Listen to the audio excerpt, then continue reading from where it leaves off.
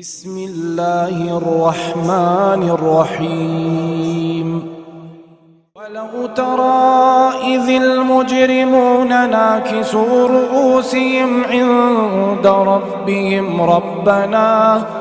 ربنا أبصرنا وسمعنا فارجعنا نعمل صالحا إنا موقنون ولو شئنا لآتينا كل نفس هداها ولكن حق القول مني لأملأن جهنم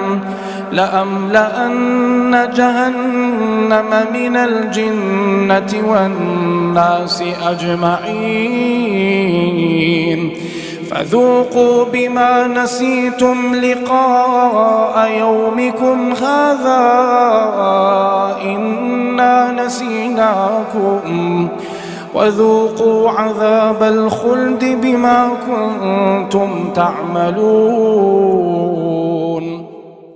السلام عليكم ورحمة الله وبركاته.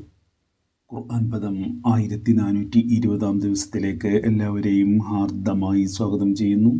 വിശുദ്ധ ഖുർആനിലെ 32-ാമത്തെ അധ്യായമായ സൂറത്ത് സജ്ജദയിലെ 12 മുതൽ 14 വരെയുള്ള ആയത്തുകളാണ് ഇന്ന് പഠന വിധേയമാക്കുന്നത്. ക്ലാസ് ആരംഭിക്കുന്നതിനായി ആദരണീയനായ ഡോക്ടർ A.I. വിലായത്തുള്ള സാഹിബിനെ ക്ഷണിക്കുന്നു. അസ്സലാമു അലൈക്കും വറഹ്മത്തുള്ളാഹി വബറകാതുഹു. അഊദു ബില്ലാഹി മിനശ് ശൈത്വാനിർ റജീം. ബിസ്മില്ലാഹിർ റഹ്മാനിർ റഹീം. വലൗ തറാ ഇദിൽ മുജ്രിമൂന നാകിസൂ റൂസിഹിം ഇൻദ റബ്ബിഹിം ربنا أبصرنا وسمعنا فارجعنا نعمل صالحا إنا موقنون ولو شئنا لآتينا كل نفس هداها ولكن حق القول مني لأملأن جهنم من الجنة والناس أجمعين فذوقوا بما نسيتم لقاء يومكم هذا إنا نسيناكم وذوقوا عذاب الخلد بما كنتم تعملون. صدق الله العلي العظيم. സൂറത്ത് സജ്ദയിലെ 12 മുതൽ 14 വരെയുള്ള ആയത്തുകളാണ് ഞാൻ നിങ്ങളെ കേൾപ്പിച്ചിട്ടുള്ളത്. സൂറത്തിന്റെ തുടക്കം മുതൽ ഇന്നലെ നമ്മൾ പാരായണം ചെയ്ത ആയത്തുകൾ ഉൾപ്പെടെയുള്ള ഭാഗം 3 മുഖ്യമായ വിഷയങ്ങളാണ് കൈകാര്യം ചെയ്യുകയുണ്ടായത് എന്നത് നമ്മൾ കഴിഞ്ഞ ദിവസം മനസ്സിലാക്കി. ഒന്നാമത് നബി സല്ലല്ലാഹു അലൈഹി വസല്ലമയുടെ ദൗത്യ നിർവഹണം അത് വ്യാജമായൊരു സംഗതിയാണ്. അദ്ദേഹം കേൾപ്പിച്ചുകൊണ്ടിരിക്കുന്ന ദൈവിക വെളിപ്പാടുകൾ അദ്ദേഹം സ്വന്തമായി ചമച്ചുണ്ടാക്കിയതാണ് എന്ന നിഷേധികളുടെ ആരോപണം, അതിനുള്ള മറുപടിയാണ് ഒന്നാമതായി നൽകപ്പെട്ടിട്ടുള്ളത്. ബൽ ഹുവൽ ഹഖ്ഖു മിർ റബ്ബിക ലിതുൻദിറ ഖൗമൻ മാ അതാഹും മിൻ നദീർ മിൻ ഖബ്ലിക്. ഇതാണ് മറുപടിയായിട്ട് പറയപ്പെട്ട കാര്യം. രണ്ടാമത്തെ ആയത്തിൽ അത് നമുക്ക്, മൂന്നാമത്തെ ആയത്തിൽ നമുക്കത് കാണാൻ സാധിക്കും. തുടർന്ന് അതായത് മുഹമ്മദ് നബി സല്ലല്ലാഹു അലൈഹി വസല്ലം കൊണ്ടുവന്നിരിക്കുന്നത് പടച്ച തമ്പുരാനിൽ നിന്നുള്ള സത്യമാണ്. അത് താക്കീതുകാരൻ നേരത്തെ വന്നിട്ടില്ലാത്ത ഒരു നാട്ടിലെ ഒരു പ്രദേശത്തെ ആളുകൾക്ക് അല്ലെങ്കിൽ ഒരു കൂട്ടർക്ക് താക്കീത് നൽകുന്നതിന് വേണ്ടിയാണ് അദ്ദേഹം ഈ ദൈവിക വെളിപ്പാടുകളുമായി വന്നിട്ടുള്ളത് ഇവിടെ തറപ്പിച്ച് പറയുന്നത്. അതിൽ കൂടുതൽ അത് പറയേണ്ടതില്ല എന്നത് അത് വിശുദ്ധ ഖുർആൻ മുന്നോട്ട് വെക്കുന്ന ആശയത്തിന്റെ പശ്ചാത്തലത്തിലും മനുഷ്യന്റെ യുക്തിബോധത്തിന്റെ തലത്തിൽ നിന്നുകൊണ്ടും എല്ലാവർക്കും ബോധ്യപ്പെടുന്ന ഒരു സംഗതിയാണ്. അത് ഖുർആൻ പലയിടങ്ങളിലായിട്ട് അതിന് ഉപോത്ബലകമായിട്ടുള്ള ന്യായങ്ങൾ ഉന്നയിക്കുന്നുണ്ട്. രണ്ടാമത്തെ വിഷയം, ആകാശഭൂമികളുടെ സൃഷ്ടാവായ അള്ളാഹു മാത്രമാണ് പ്രപഞ്ചത്തിന്റെ നാഥൻ, ആരാധ്യൻ, ഏകനായ ദൈവം എന്നൊക്കെയുള്ള കാര്യമാണ് സ്ഥാപിക്കപ്പെടുന്നത്. അപ്പോ അള്ളാഹുവിന്റെ ഏകത്വത്തില് പങ്കാളികൾ ഉണ്ട്, അള്ളാഹുവിന്റെ ദിവ്യത്വത്തിൽ പങ്കാളികൾ ഉണ്ട് എന്ന് പറഞ്ഞുകൊണ്ടിരിക്കുന്ന ഒരു സമൂഹത്തോട് ആകാശഭൂമികളുടെയും അവയിലുള്ള സകലതിനെയും ഒക്കെ സൃഷ്ടിച്ചിട്ടുള്ളത് ആരാണ് എന്നത് ചോദിച്ചാൽ അതിൽ ആർക്കെങ്കിലും പങ്കുണ്ടോ എന്നുള്ള കാര്യം ഒരിക്കലും തന്നെ അവര് അള്ളാഹു അല്ലാത്ത വേറെ ആരെങ്കിലും അതിന്റെ പുറകിലുണ്ട് എന്നത് പറയുകയില്ല, പറയാറില്ല. ഈ ഒരു കാര്യം മുൻനിർത്തിക്കൊണ്ടാണ് പിന്നെ എങ്ങനെയാണ് നിങ്ങൾ അള്ളാഹുവിനോടൊപ്പം ദിവ്യത്വം പങ്കിടാനായി വേറെ ചിലരുണ്ട് എന്നത് സങ്കല്പിക്കുന്നത് എന്ന കാര്യമാണ് ചോദിക്കുകയുണ്ടായത്. ഇതാണ് രണ്ടാമത്തെ വിഷയത്തിനുള്ള അല്ലെങ്കിൽ ആക്ഷേപത്തിനുള്ള മറുപടിയായിട്ട് ഉന്നയിക്കപ്പെട്ടിട്ടുള്ളത്. മൂന്നാമത് ഉന്നയിക്കപ്പെട്ടിട്ടുള്ള വിഷയം ആഖിറത്തുമായി ബന്ധപ്പെട്ടുകൊണ്ടുള്ളതാണ്. മരണശേഷം മനുഷ്യന് അവന്റെ ജീവിതവുമായി ബന്ധപ്പെട്ടുകൊണ്ടുള്ള സകല കാര്യങ്ങളിലും ഒരു കണക്ക് ബോധിപ്പിക്കേണ്ടി വരുന്ന ഒരു പാരത്രിക ജീവിതമുണ്ട്. ആ പരിശോധനയെ തുടർന്ന് രക്ഷയുടെയും ശിക്ഷയുടെയും പരിണിതികൾ ഏറ്റുവാങ്ങുന്ന ഒരു അവസ്ഥയും വരാനുണ്ട് എന്ന കാര്യം നബി സല്ലല്ലാഹു അലൈഹി വസല്ലം എല്ലാ പൂർവിക പ്രവാചകന്മാരെയും പോലെ മുന്നോട്ട് വെച്ചപ്പോ അതിനെ തള്ളിക്കളയുകയാണ്, അതിനെ വിശ്വസിക്കാൻ കൂട്ടാക്കാതിരിക്കുകയാണ് ആ സമൂഹം ചെയ്യുന്നത്. അതിനെ എത്ര മൂഢമായ ഒരു നിലപാടാണ് അവർ സ്വീകരിക്കുന്നത് എന്ന വിധത്തിൽ തുറന്നു കാണിക്കുകയും പ്രകൃതിപരമായ സൂചനകൾ തന്നെ അത് അനിവാര്യമാക്കുന്നുണ്ട്, ഒരു പാരത്രിക ജീവിതം എന്നത് അനിവാര്യമാക്കുന്നുണ്ട് എന്ന കാര്യം വെളിപ്പെടുത്തുകയുമാണ് ഉണ്ടായത്. അവരുന്നയിച്ച ഒരു കാര്യം, ഈ പാരത്രിക ജീവിതത്തെ നിഷേധിക്കാൻ വേണ്ടി അവർ പറഞ്ഞ കാര്യം,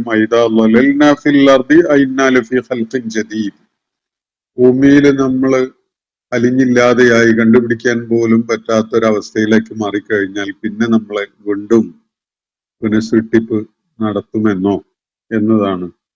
യഥാർത്ഥത്തിൽ അതിനുള്ള കാരണം, അവരങ്ങനെയുള്ള സന്ദേഹം പ്രകടിപ്പിക്കുന്നതിനുള്ള മുഖ്യമായ കാരണം അവര് അള്ളാഹുമായുള്ള ഒരു കൂടിക്കാഴ്ച അവർ ആഗ്രഹിക്കുന്നില്ല, അവരുടെ റബ്ബുമായുള്ള കൂടിക്കാഴ്ചക്ക് അവര് തയ്യാറല്ല എന്നതാണ് അതിനുള്ള കാരണമായിട്ട് ഖുർആൻ ബൽഹും ബിലിഖാഇ റബ്ബിഹിം കാഫിറൂൻ, തങ്ങളുടെ നാഥനുമായുള്ള കൂടിക്കാഴ്ചയെ അവർ തള്ളിക്കളയുകയാണ്. കാരണം അതിനു വേണ്ടിയുള്ള സന്നദ്ധതയുള്ളവരല്ല. അവരുടെ ജീവിതം, പിന്നിട്ട ജീവിതം അതിന് അവർക്ക് ധൈര്യം പകരുന്ന വിധത്തിലുള്ളതല്ല എന്നതും ഇവിടെ വ്യക്തമാക്കപ്പെടുകയുണ്ടായി. അള്ളാഹു അതിനുള്ള മറുപടിയായിട്ട് അവരോട് പറഞ്ഞു, തീർച്ചയായിട്ടും യതവഫാക്കും മലക്കുൽ മൗത്ത്, മരണം സംഭവിപ്പിക്കാൻ വേണ്ടി അല്ലെങ്കിൽ ഓരോരുത്തരുടെയും ആത്മാക്കളെ പൂർണ്ണമായി ഏറ്റെടുക്കുന്നതിന് വേണ്ടി അള്ളാഹു ചുമതലപ്പെടുത്തിയ മലക്കുകൾ അവരെ മരിപ്പിക്കും.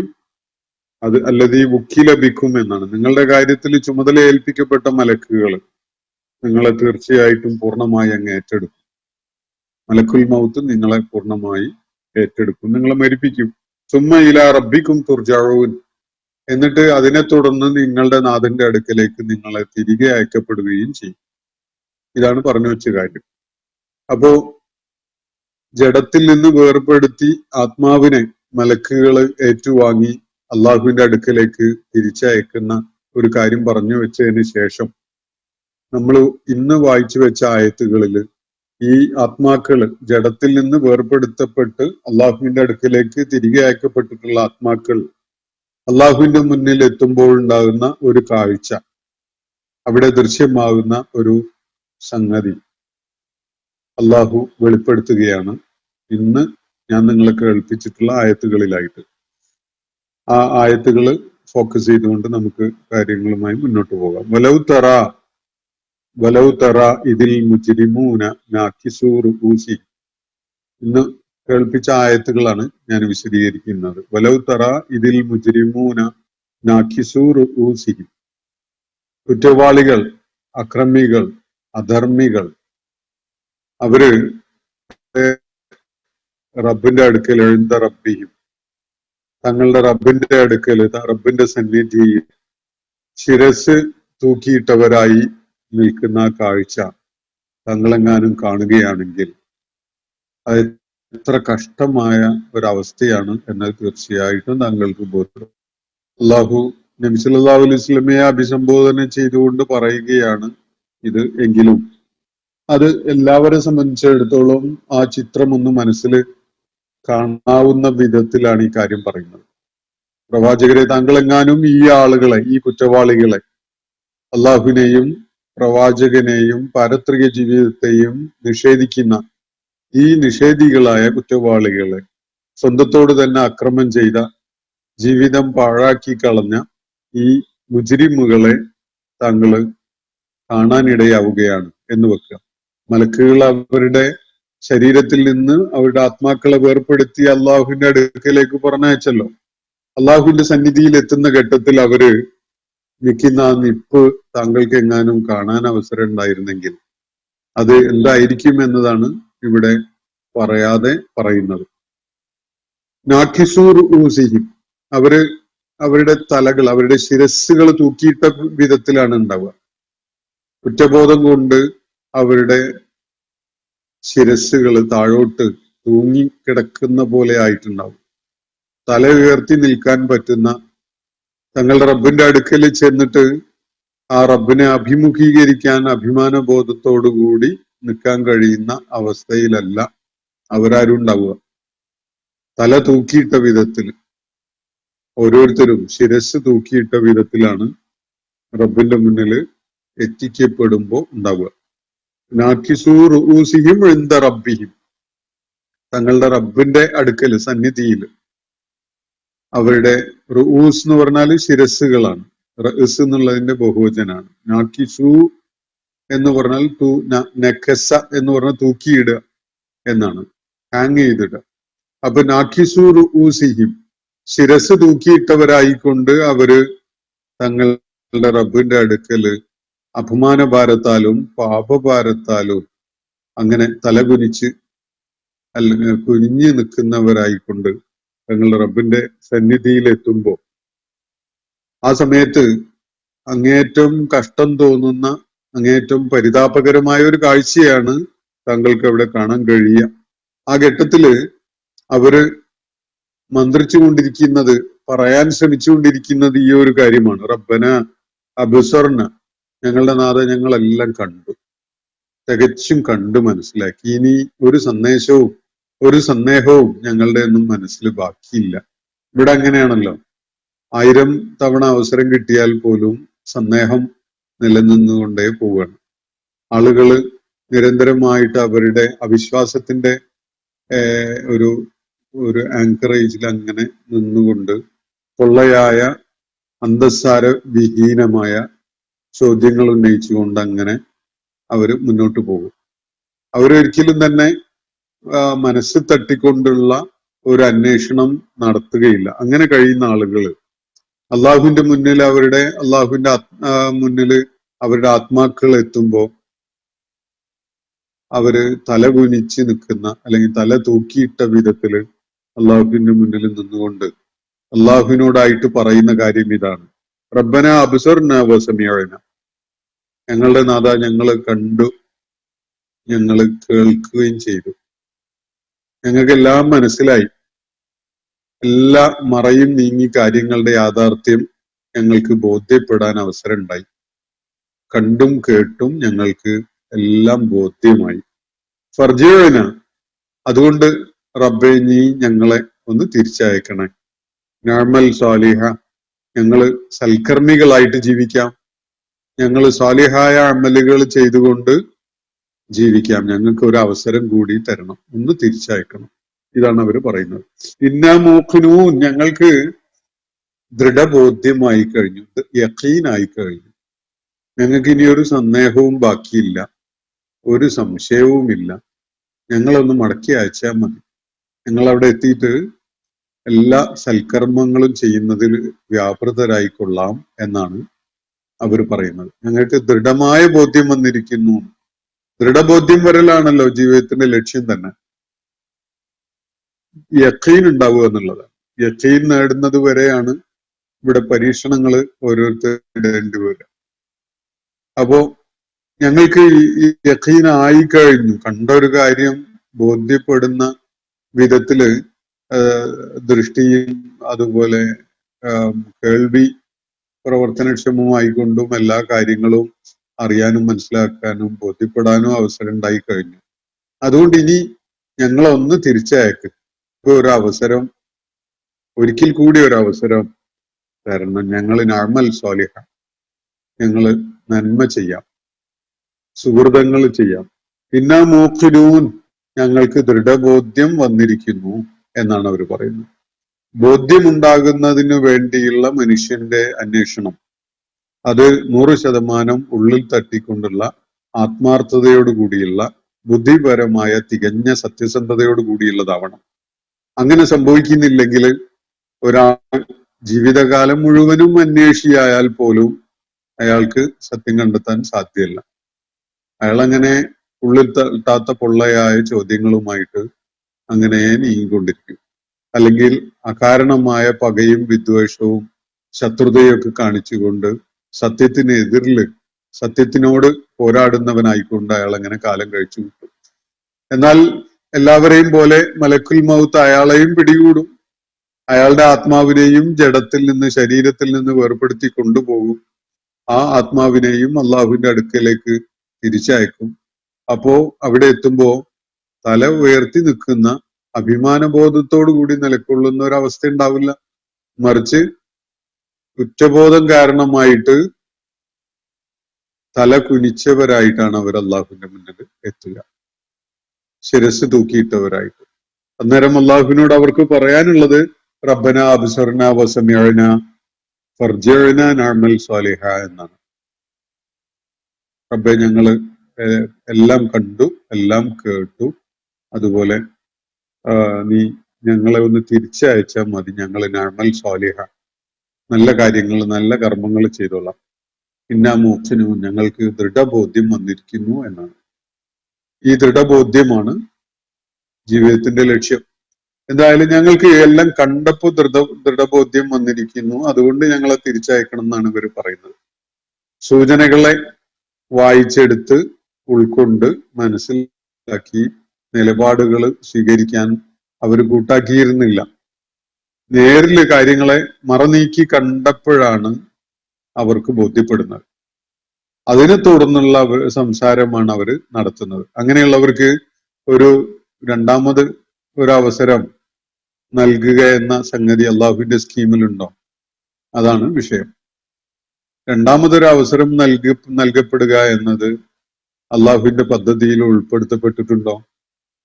അള്ളാഹു ചിലയിടത്തൊക്കെ സൂചിപ്പിക്കുന്നത് അങ്ങനെ ഒരു രണ്ടാമതൊരു അവസരം നൽകുകയാണെങ്കിൽ ഇതേ വിധത്തിൽ തന്നെ എല്ലാം മറവിയിലേക്ക് ആക്കിക്കൊണ്ട് ഒന്നും ഈ വിധത്തിൽ കാണുകയോ കേൾക്കുകയോ മനസ്സിലാക്കുകയോ ചെയ്യാൻ പറ്റാത്ത അവസ്ഥയിൽ തന്നെ ഉണ്ടാവുക. വീണ്ടും പഴയ പോലെ സൂചനകൾ മാത്രമേ ഉണ്ടാവുള്ളൂ. ആ സൂചനകളെ വായിച്ചെടുത്തുകൊണ്ട് സത്യത്തിലേക്ക് എത്താൻ ഇവർ സന്നദ്ധരായിരുന്നില്ല. ഇനി ഒരിക്കൽ കൂടി അവരെ തിരിച്ചയക്കുകയാണെങ്കിൽ വീണ്ടും അവര് അതേ വിധത്തിൽ തന്നെ ഉണ്ടാവുള്ളൂ. സൂചനകളെ എന്ന് പറഞ്ഞാൽ ആയാത്തുകളെ ഉൾക്കൊണ്ടുകൊണ്ട് അള്ളാഹുവിനെ ബോധ്യപ്പെടാൻ, പാരത്രിക ജീവിതത്തെ ബോധ്യപ്പെടാൻ കഴിയുന്ന ഒരു പ്രകൃതം അവർക്കുണ്ടാവുകയില്ല. അവര് നിഷേധികളായിട്ട് തന്നെ വീണ്ടും ഉണ്ടാവുകയാണ് ചെയ്യുക. അത് അനാവശ്യമായ ഒരു ആവർത്തനമാണ്. ഇനി അതല്ല, എല്ലാം കണ്ട് ബോധ്യപ്പെട്ട് കേട്ട് മനസ്സിലാക്കി അതിനുശേഷമാണ് യഖീനോടുകൂടി ഒരു നിലപാടിലേക്ക് വരേണ്ടത് എങ്കിൽ ഇങ്ങനെ ഒരു പരീക്ഷണത്തിന്റെ ആവശ്യം ഉണ്ടായിരുന്നില്ല. എല്ലാവരെയും അള്ളാഹു തുടക്കത്തിൽ തന്നെ ഹിദായത്തോടു കൂടി അങ്ങ് വിട്ടാൽ മതിയായിരുന്നു. എന്നിട്ട് അവരങ്ങനെ ആനന്ദിച്ച് കഴിയട്ടെ എന്നുള്ള വിധത്തില് അങ്ങനെ ഒരുപാട് സൃഷ്ടിജാലങ്ങൾ അള്ളാഹുവിൻ്റെതുണ്ട്, അതിൽ സംശയമൊന്നുമില്ല. പക്ഷെ അങ്ങനെ ഒരു വിധത്തിലല്ല അള്ളാഹു മനുഷ്യനെ അതുപോലെ ജിന്നുകളെയൊക്കെ സൃഷ്ടിച്ചിട്ടുള്ളത്. മറിച്ചാണ് സൂചനകൾ വെച്ചുകൊണ്ട് കാര്യം ബോധ്യപ്പെട്ട് അള്ളാഹുവിന് വിധേയപ്പെടാൻ ആര് സന്നദ്ധനാണ്, ആര് സന്നദ്ധനല്ല, ഈ കാര്യമാണ് തീരുമാനിക്കപ്പെടാനായിട്ട് ഉള്ളത്. ഇപ്പൊ ഇക്കാര്യമാണ് അള്ളാഹു വെളിപ്പെടുത്തിയിട്ടുള്ളത്. അപ്പൊ ഈ ആളുകൾ പറഞ്ഞ് അള്ളാഹുവിന്റെ മുന്നിൽ ഹാജരാക്കപ്പെട്ട ഘട്ടത്തില് ശിരസ് താഴേക്ക് തൂക്കിയിട്ട അവസ്ഥയിൽ അവര് പാപഭാരം കാണിച്ചുകൊണ്ടുള്ള ആ മുഖവും ശരീരഭാഷയും ഒക്കെ കാണിച്ചുകൊണ്ട് അവര് ഇങ്ങനെയാണ് അള്ളാഹുവിനോട് പറയുന്നത്, റബ്ബന അബ്സർന വസമിഅന ഫർജിഅന നഅമൽ സാലിഹൻ ഇന്നാ മൂഖിനൂൻ എന്ന്. ഇതാണ് അവരുടെ ആവശ്യമായിട്ട് അവർ ഉന്നയിച്ചിരിക്കുന്ന കാര്യം. അതിനുള്ള മറുപടിയായിട്ട് അള്ളാഹു തുടർന്നുള്ള ആയത്തിൽ പറയുകയാണ്, ഈ ആളുകൾ പറഞ്ഞ കാര്യം ഉണ്ടല്ലോ, അതിനുള്ള മറുപടി വലൗ ശിഅ്നാ ലആതൈനാ കുല്ല നഫ്സിൻ ഹുദാഹ. നാം ഉദ്ദേശിച്ചിരുന്നെങ്കിൽ കൂട്ടരെ എല്ലാ വ്യക്തികൾക്കും നാം അവന് വേണ്ട അല്ലെങ്കിൽ ആ വ്യക്തിക്ക് വേണ്ട മാർഗദർശനം നൽകുമായിരുന്നു. നാം ഉദ്ദേശിച്ചത് അതാണെങ്കിൽ, പക്ഷെ അങ്ങനെയല്ല നാം ഉദ്ദേശിച്ചത്. വ്യക്തികള് സ്വന്തം നിലപാട് അന്വേഷണത്തിലൂടെയും പഠനത്തിലൂടെയും കണ്ടെത്തി ബോധ്യപ്പെടട്ടെ എന്ന വിധത്തിലാണ് അള്ളാഹു വെച്ചിട്ടുള്ളത്. എല്ലാ ആത്മാക്കൾക്കും എല്ലാ വ്യക്തികൾക്കും നാം ഉദ്ദേശിച്ചിരുന്നെങ്കിൽ ഹിദായത്ത് നൽകുമായിരുന്നു. വലാകിൻ ഹഖൽ ഖൗലു മിന്നി. പക്ഷെ അങ്ങനെയല്ല കാര്യം. പിന്നെയോ ഒരു കാര്യം പറയാതെ വിട്ടുകൊണ്ട് അതിന്റെ അടുത്ത കാര്യം പറയാണ്. ഹഖൽ ഖൗലു മിന്നി, നമ്മുടെ അടുക്കലിൽ നിന്നുണ്ടായ ഒരു പ്രസ്താവനയുണ്ട് നേരത്തെ. ആ പ്രസ്താവന സത്യമായി പുലർന്നിരിക്കുകയാണ് ഇപ്പോൾ. ഇതാണ് അള്ളാഹു പറയുന്നത്. അതിന്റെ മുമ്പ് പറയേണ്ടിയിരുന്ന ഒരു കാര്യം, അല്ലെങ്കിൽ നമുക്ക് അതിനോട് ചേർത്ത് വായിക്കാൻ പറ്റുന്ന ഒരു കാര്യം, നാം ഉദ്ദേശിച്ചിരുന്നത് എല്ലാവർക്കും ഹിദായത്ത് കൊടുക്കുക എന്നുള്ളതല്ല.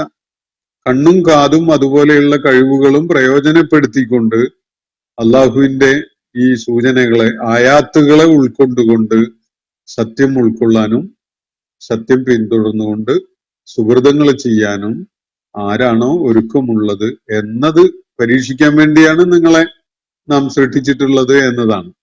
അതുകൊണ്ട് തന്നെ അതിന് സ്വാഭാവികമായിട്ടുള്ള റിസൾട്ട് നരകം നിറക്കാൻ കഴിയും. ആരെ കൊണ്ടാണ്? അതാണ് തുറന്നു പറയുന്നത്. നാം നേരത്തെ നടത്തിയ ഒരു പ്രസ്താവന സത്യമായി പുലർന്നിരിക്കുകയാണ് ഇപ്പോ. നാം നേരത്തെ നടത്തിയിട്ടുള്ള കാര്യം ഇതാണ്, അംല അന്ന ജഹന്നമ മിനൽ ജിന്നത്തി വന്നാസി അജ്മഈൻ. നിശ്ചയമായിട്ടും ജഹന്നമിനെ, നരകത്തിനെ നാം നിറക്കുക തന്നെ ചെയ്യും. മിനൽ ജിന്നത്തി വന്നാസി, ജിന്നുകളെയും മനുഷ്യരെയും കൊണ്ട്. അജ്മഈൻ, ഇവരില് ജിന്നുകളിലും മനുഷ്യരിലും പെട്ട മുഴുവൻ ആളുകളെയും അവരെ കൊണ്ട് നരകത്തെ നിറയ്ക്കും എന്ന് നാം നേരത്തെ നടത്തിയ ഒരു പ്രസ്താവനയാണ്. ആ പ്രസ്താവന ഇതാ സത്യമായി പുലർന്നിരിക്കുന്നു. അതാണ് സംഭവിച്ചിട്ടുള്ളത് എന്നാണ് അള്ളാഹു ഇവിടെ പറയുന്നത്. ജിന്നുകളെയും മനുഷ്യരെയും എല്ലാവരെയും നരകത്തിലേക്ക് തള്ളിവിടും എന്നല്ല പറഞ്ഞതിന്റെ സൂചന. അടിസ്ഥാനപരമായി മനസ്സിലാക്കേണ്ട ഒരു കാര്യം, ഖുർആൻ യുഫസ്സിറു ബഅ്ദുഹു ബഅ്ദൻ, ഖുർആനിലെ ഒരു ഭാഗം വേറൊരു ഭാഗത്തിനുള്ള വിശദീകരണമാണ്. അതുകൊണ്ട് വേറെ ഖുർആനിൽ പറയപ്പെട്ട കാര്യങ്ങൾ ഇതിനോട് ചേർത്ത് വെച്ചുകൊണ്ട് മനസ്സിലാക്കുമ്പോൾ എല്ലാ മനുഷ്യരെയും എല്ലാ ജിന്നുകളെയും നരകത്തിലേക്ക് തള്ളിവിടും എന്നല്ല. അള്ളാഹുവിന്റെ ആയാത്തുകളെ ബോധ്യപ്പെട്ടുകൊണ്ട് അള്ളാഹുവിലും അവന്റെ ദൂതനിലും പാരത്രിക ജീവിതത്തിലും ഒക്കെ വിശ്വസിക്കാൻ സന്നദ്ധരായവരെ അവൻ നരകത്തിലേക്ക് തള്ളുകയില്ല. അവർക്കുള്ള സ്ഥാനം സ്വർഗമാണ്. അള്ളാഹു അത് വ്യക്തമാക്കിയിട്ടുണ്ട്. എന്നാൽ സൂചനകളെ വായിച്ചെടുത്തുകൊണ്ട് സത്യമാർഗം അവലംബിക്കാൻ സന്നദ്ധരാകാതിരുന്ന മുജ്രിമുകൾ, അവരോട് തന്നെ ദ്രോഹം ചെയ്ത ആത്മദ്രോഹികളായ ആളുകളാണ്, മുജ്രിമുകളാണ്. ലാലിമു അംഫുസഹിം എന്ന് പറയുന്ന പ്രയോഗം വിശുദ്ധ ഖുർആനിൽ ചിലയിടത്ത് കാണാം. തങ്ങളോട് തന്നെ അതിക്രമം ചെയ്ത ആളുകൾ. ആ ആളുകൾക്കാണ് അള്ളാഹു ഇവിടെ സൂചിപ്പിക്കുന്നത് അന്ന ജഹന്നമ മിനൽ ജിന്നത്തി വന്നാസി അജ്മഈൻ, ജിന്നുകളിലും മനുഷ്യരിലും പെട്ട സകലരെയും കൊണ്ട് നാം നരകത്തെ നിറക്കുക തന്നെ ചെയ്യും എന്ന് പറഞ്ഞത് ഈ ആളുകളുടെ കാര്യത്തിലാണ് യാഥാർത്ഥ്യമായി പുലരാൻ പോകുന്നത്. അപ്പൊ അള്ളാഹു ഒരിക്കലും തന്നെ എല്ലാവർക്കും ഹിദായത്ത് നൽകുക എന്നത് ഉദ്ദേശിച്ചിട്ടില്ല. മറിച്ച് എല്ലാവർക്കും കഴിവുകൾ നൽകിയിട്ടുണ്ട്. ജന്മസിദ്ധമായ ചില കഴിവുകൾ എല്ലാവർക്കും ഉണ്ട്. സത്യം കണ്ടെത്താൻ വേണ്ട ജന്മസിദ്ധമായ കഴിവുകൾ. ആ കഴിവുകൾ പ്രയോജനപ്പെടുത്തി സത്യസന്ധമായ ഒരു പഠനവും അന്വേഷണവും ഒക്കെ നടത്തിയിട്ട് അത് ബോധ്യപ്പെടുന്ന ആളുകളും അതിനെ തള്ളിക്കളയുന്ന ആളുകളും ഉണ്ടാവും. പലരും സത്യസന്ധത ഇല്ലാത്ത അന്വേഷണമാണ് നടത്തുക. അവർക്ക് ഒരു കാലത്തും അത് ബോധ്യപ്പെടൂല. സത്യസന്ധമായി അന്വേഷണം നടത്തുന്ന ബുദ്ധിപരമായ ഓണസ്റ്റി കാണിക്കുന്ന ആളുകൾ അവർ തീർച്ചയായിട്ടും സത്യം കണ്ടെത്തുകയും ആ സത്യമാർഗത്തിലേക്ക് പ്രവേശിക്കുകയൊക്കെ ചെയ്യും.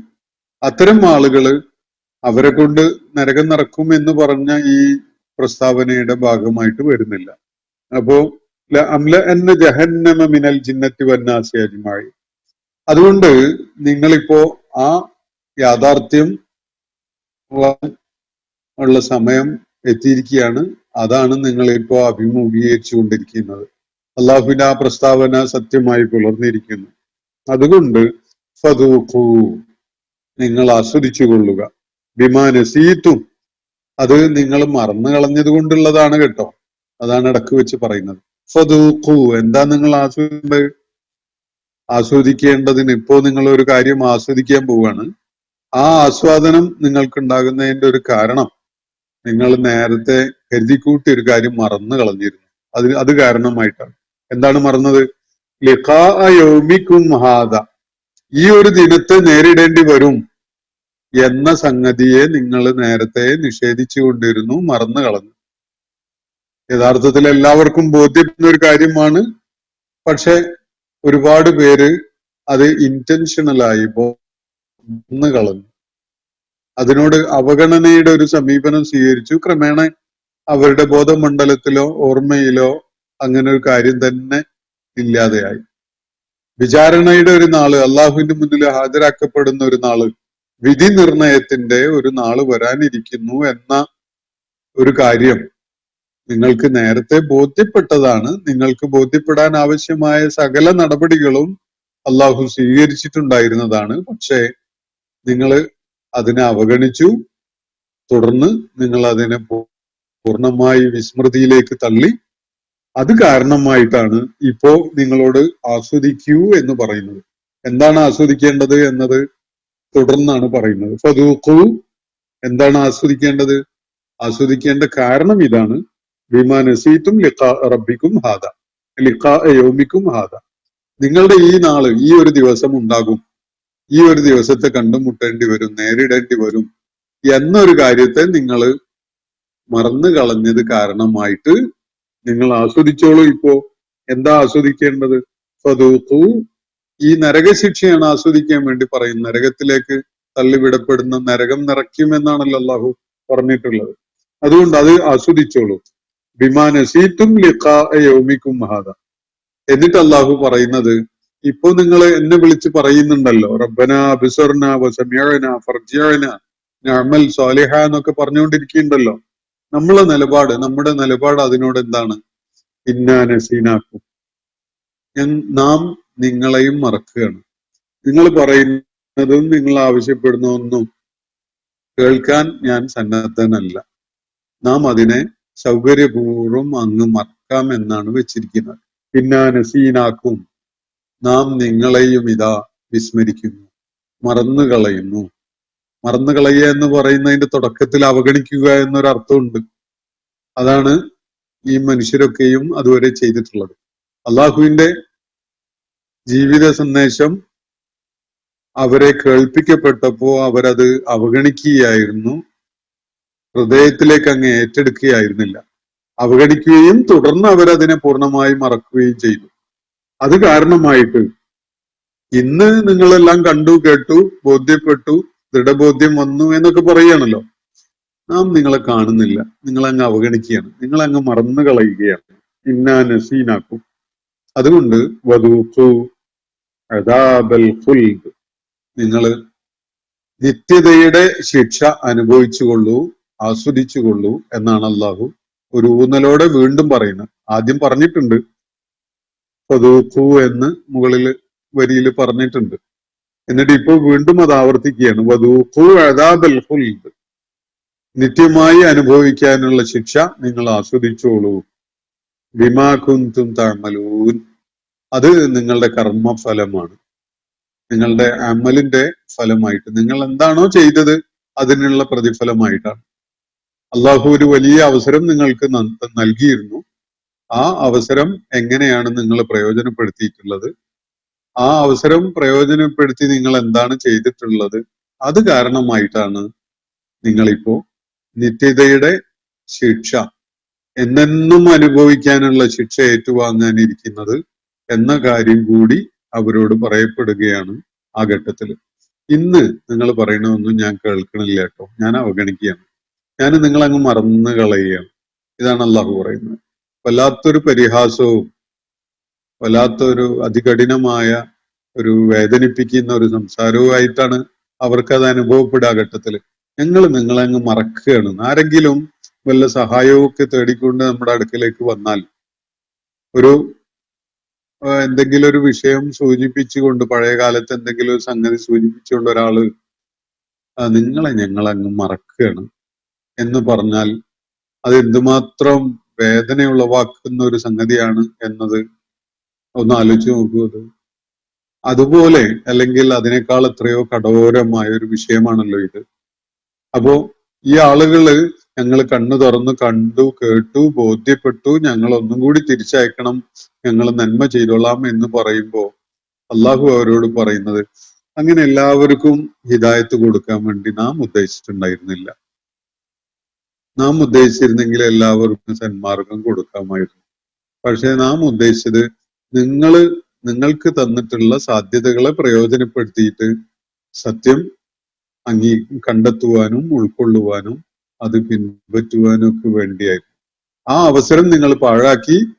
നിങ്ങൾക്ക് ഇനിയുള്ളത് നമ്മുടെ ഭാഗത്തു നിന്നുള്ള ഒരേ ഒരു കാര്യം, നാം നിങ്ങളെ വിസ്മരിച്ചു കളയുന്നു എന്നതാണ്. അപ്പൊ സ്വാഭാവികമായിട്ടും അവർക്ക് നിശ്ചയിക്കപ്പെട്ട പരിണിതിയിൽ ചെന്ന് വീഴും, നരകത്തിൽ ചെന്ന് വീഴും. പിന്നെ അള്ളാഹു അവരെ അവഗണിക്കുകയാണ്, വിസ്മരിക്കുകയാണ്. അവർക്ക് അതിൽ നിന്ന് മോക്ഷമില്ല, അത് നിത്യതയുടെ ശിക്ഷയാണ് അവിടെ അനുഭവിക്കാനുള്ളത്. അപ്പോ അത് എന്തോ ഒരു അക്രമോ അല്ലെങ്കിൽ നിങ്ങളോട് ചെയ്യുന്ന വല്ല അനീതിയോ ഒന്നും ആണെന്ന് കരുതണ്ട. അതെന്താണ്? ബിമാ കുൻതും തഅമലൂൻ, 100% നിങ്ങളുടെ കർമ്മഫലം തന്നെയാണ്. പോയി ഏറ്റുവാങ്ങിക്കോളൂ, ആസ്വദിച്ചോളൂ എന്നാണ് അള്ളാഹുവിടെ പറയുന്നത്. ഇന്നത്തെ സെഷൻ ഞാനിവിടെ അവസാനിപ്പിക്കുകയാണ്. സൂറത്ത് സജ്ദയിലെ 12 മുതൽ 14 വരെയുള്ള ആയത്തുകളാണ് നമ്മൾ പഠന വിധേയമാക്കിയിട്ടുള്ളത്. അള്ളാഹു നമ്മെ എല്ലാവരെയും അനുഗ്രഹിക്കുമാറാവട്ടെ. വാഖിറു ദഅ്വാനാ അനിൽ ഹംദുലില്ലാഹി റബ്ബിൽ ആലമീൻ. അസ്സലാമു അലൈക്കും വറഹ്മത്തുള്ളാഹി വബറകാതുഹു. ഇന്നത്തെ ഖുർആൻ പദം ഇവിടെ സമാപിക്കുന്നു. ഖുർആൻ പഠനത്തിൽ പങ്കെടുത്ത എല്ലാവർക്കും അല്ലാഹു അർഹമായ പ്രതിഫലം നൽകി അനുഗ്രഹിക്കട്ടെ. വആഖിറു ദഅ്വാനാ അനിൽ ഹംദുലില്ലാഹി റബ്ബിൽ ആലമീൻ. അസ്സലാമു അലൈക്കും വറഹ്മത്തുള്ളാഹി വബറകാതുഹു.